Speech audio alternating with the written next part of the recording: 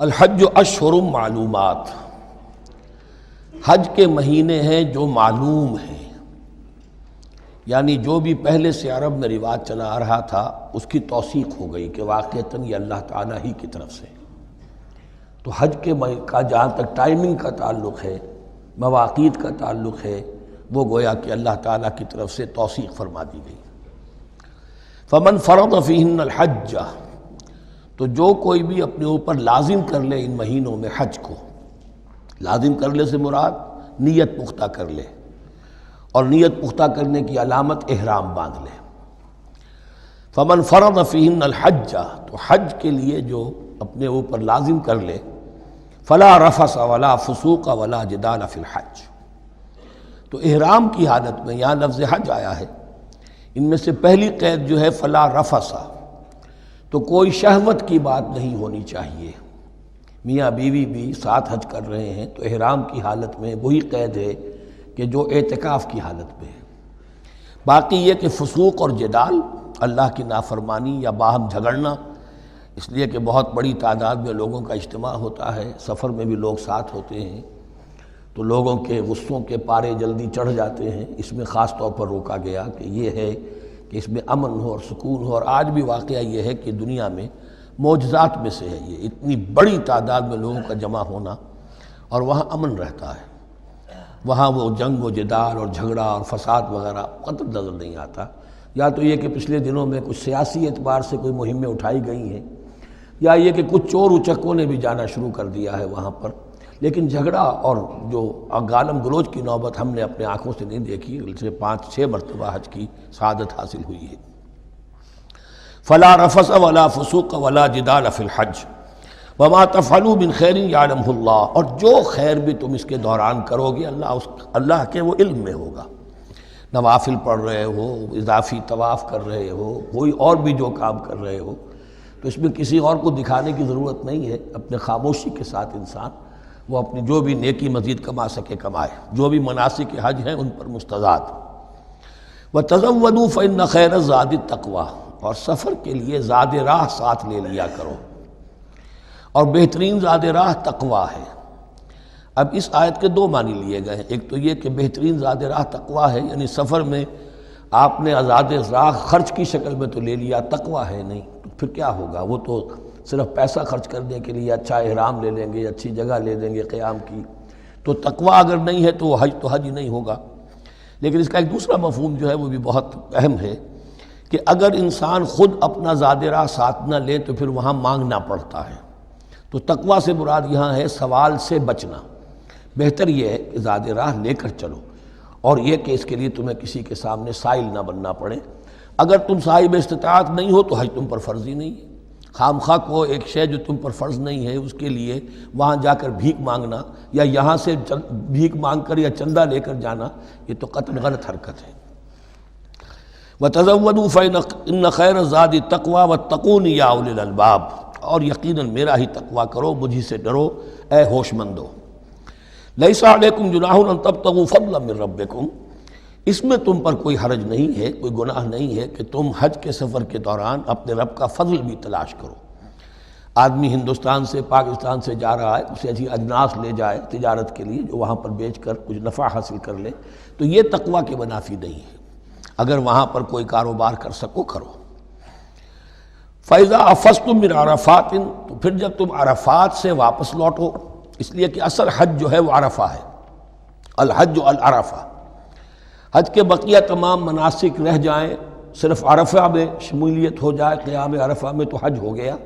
باقی جو چیزیں رہ گئی ہیں اس کا کفارہ ہے، اس کا جو دم دینا ہے وہ دے دیا جائے، لیکن عرفہ سے اگر آدمی رہ گیا عرفات کے قیام سے تو پھر حج نہیں ہوا۔ اب یہاں سے جب لوٹتے ہو تو فاذکروا اللہ عند المشعر الحرام، یہ ٹائم ٹیبل نوٹ کر لیجئے کہ اصل میں 8 کی شام کو مکے سے نکلتے ہیں 8 ذی الحج کو، اور رات منی میں گزارتے ہیں۔ پھر 9 کا دن ہے اصل یوم عرفہ، 9 ذی الحج،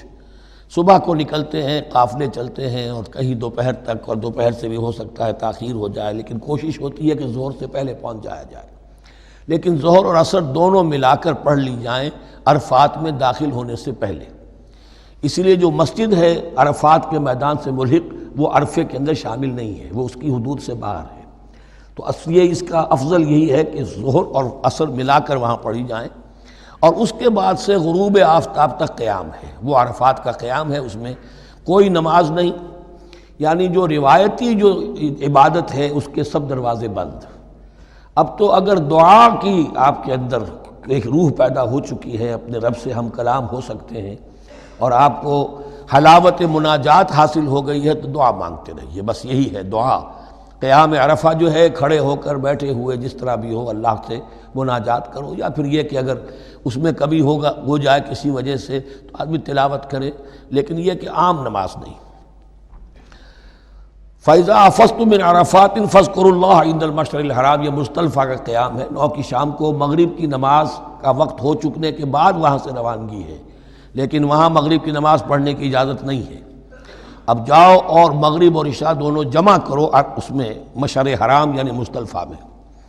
وَاذْكُرُوهُ كَمَا هَدَاكُمْ، اور یاد کرو اسے، ذکر کرو جیسے کہ تمہیں اس نے ہدایت دی ہے۔ اس سے مراد ہے کہ جو کچھ اللہ کے رسول نے تمہیں سکھایا ہے، ذکر کے جو طور طریقے ہیں، اس کے لیے جو بھی طریقے ہیں وہ اللہ نے ہدایت دی اپنے رسول کے ذریعے۔ وَإِن كُنتُم مِّن قَبْلِهِ لَمِنَ الضَّالِّينَ، اور یقیناً اس سے پہلے تو تم گمراہ لوگوں میں سے تھے، تمہیں معلوم نہیں تھا، حج کی شکل باقی رہ گئی تھی، اس کی روح ختم ہو گئی تھی، اس کے مناسک میں بھی تم نے رد و بدل کر دیا تھا، وہ آگے آ رہا ہے۔ ثم افیضوا من حیث افاض الناس، پھر پلٹو وہیں سے جہاں سے کہ سب لوگ پلٹتے ہیں۔ قریش نے یہ کہا تھا کہ ہماری خاص حیثیت ہے کہ ہم تو منی ہی میں مقیم رہیں گے، باہر سے آنے والے لوگ عرفات جائیں اور عرفات سے پھر واپس لوٹیں، یہ سارے مناسک ہمارے لیے نہیں ہیں، ہم تو مکے والے ہیں اور ہماری شان یہ ہے کہ ہم عرفات نہیں جائیں گے، منی ہی میں قیام رہے گا۔ یہاں بتایا گیا کہ یہ تم نے غلط بات ایجاد کر لی ہے، ثم افیضوا من حیث افاض الناس، جہاں سے سب لوگ لوٹتے ہیں یعنی میدان عرفہ سے، وہیں سے لوٹیں۔ واستغفروا اللہ، اللہ سے استغفار کرتے رہو، ان اللہ غفور رحیم، یقینا اللہ بخشنے والا رحم فرمانے والا ہے۔ فَإِذَا قَضَيْتُم مَّنَاسِكَكُمْ، اور جب تم اپنے یہ مناسک ادا کر لو، پورے کر لو، فاذکروا اللہ کذکرکم آباءکم، تو اب اللہ کا ذکر کرو جیسے کہ تم اپنے آباء و اجداد کا ذکر کرتے رہے ہو، جس شد و مد کے ساتھ۔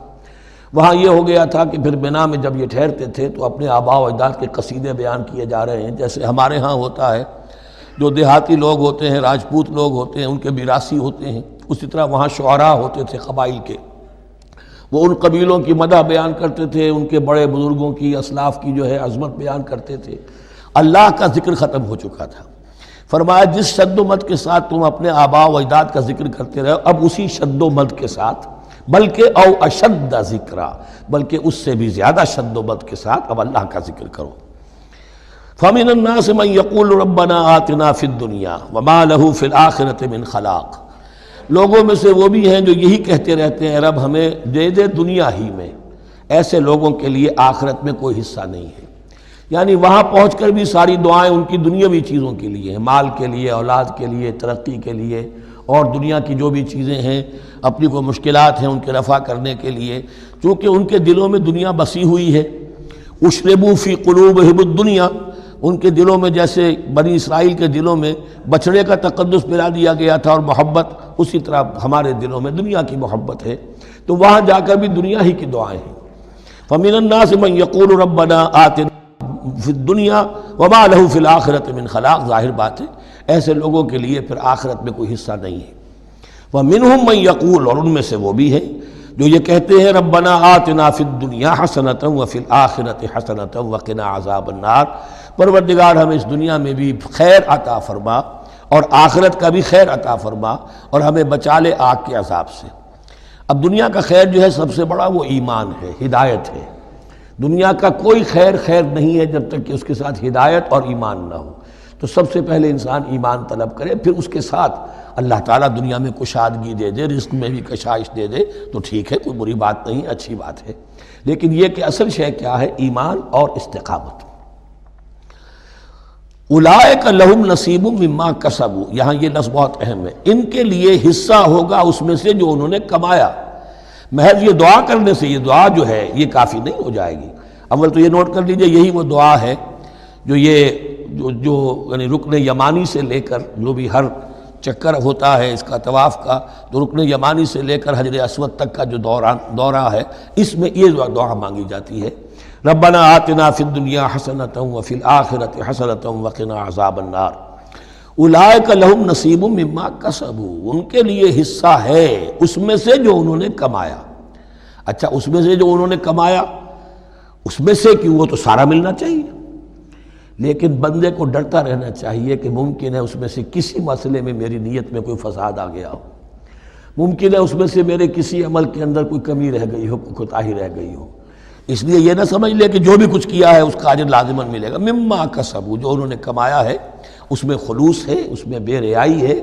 اس میں تمام جو بھی اس کے آداب اور شرائط ہیں ملحوظ رکھے گئے ہیں، تو ان کو اس کا حصہ ملے گا۔ واللہ سریع الحساب، اور اللہ تعالیٰ کو حساب چکانے میں دیر نہیں لگتی، بہت جلدی حساب کر لے گا۔ اب تو ہمارے سامنے نقشے موجود ہے، کمپیوٹرز ہیں، کتنی جلدی حساب ہو جاتا ہے، تو اللہ کے ہاں تو پتہ نہیں کیسا سپر کمپیوٹر ہوگا کہ اسے حساب نکالنے میں دیر نہیں لگے گی۔ وَاذْكُرُوا اللَّهَ فِي أَيَّامٍ مَّعْدُودَاتٍ، اور ذکر کرو اللہ کا گنتی کے چند دنوں میں۔ یہ لفظ یہاں پر پھر آ گیا ہے اس بات کی وضاحت کے لیے جو میں نے عرض کیا تھا کہ ابتدائی جو حکم تھا روزے کا، ایام معدودات، وہ 3 دن کے روزے تھے، اس لیے کہ یہاں بھی معدودات کا لفظ آیا ہے، فی ایام معدودات، اور سب کو معلوم ہے یہ 3 دن ہیں، 11ویں 12ویں 13ویں تاریخ جو ہے ذی الحج کی، کہ پھر یوم نحر کے بعد 3 دن یہاں پر قیام ہے، مبیت ہے، تو وہ 3 دن ہے ایام معدودات۔ فمن تعجل فی یومین، تو جو کوئی 2 دن ہی میں جلدی سے واپس آ جائے، فلا اثم علیہ، یعنی 3 دن پورے نہیں کرتا، 2 دن ہی میں واپسی کو اختیار کر لیتا تو کوئی گناہ اس پر نہیں ہے۔ ومن تأخر، اور جو پیچھے رہے یعنی 3 دن کی مقدار پوری کر لے، فلا اثم علیہ لمن اتقی، تو اس پر بھی کوئی گناہ نہیں، لیکن شرط ہے تقوی۔ جو 2 دن میں چلا گیا تقوی تھا تو بھی اللہ تعالیٰ کے ہاں اس کا اجر محفوظ ہے، جو 3 دن رہا تقوی ہے، تیسرے دن اس نے کچھ اور ہی حرکتیں نہ شروع کر دی ہوں، جی اکتایا ہوا ہے اور طبیعت کے اندر جو ہے وہ ٹھہراؤ نہیں ہے، تو وہ تیسرا دن اس کے لیے کچھ خاص مفید نہیں ثابت ہوگا۔ لیکن یہ کہ اصل شے جو ہے اللہ کے ہاں جو چیز کے شرط لازم ہے قبولیت کے لیے وہ تقوی ہے۔ لمن اتقی واتقوا اللہ واعلموا انکم الیہ تحشرون، اور اللہ کا تقوی اختیار کرو اور یہ مستحضر رکھو اپنے ذہن میں کہ تمہیں اسی کی جانب جمع کر دیا جائے گا، تم سب کے سب ہانک کر لے جاؤ گے اسی کی جناب۔